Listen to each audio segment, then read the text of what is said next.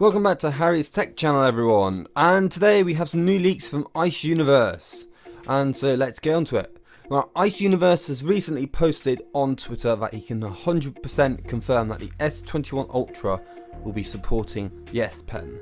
Now, this is probably great news for fans of the Note series who want it for the S Pen, because it means that you get a bigger battery because of the S Pen not actually being included inside the phone, which would increase the space for battery.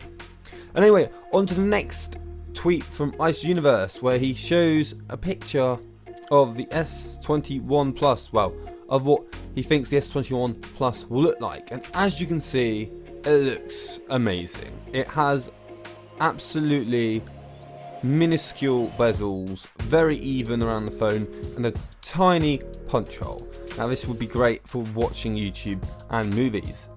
And finally, onto the S21 Ultra, where he has leaked some specs. It will be coming with a Quad HD LTPO 120Hz display. Now, just to go more on that, he says that it will be able to do 120Hz at Quad HD resolution, unlike the 120Hz at 1080 such as on the Note 20 and S20 Ultra.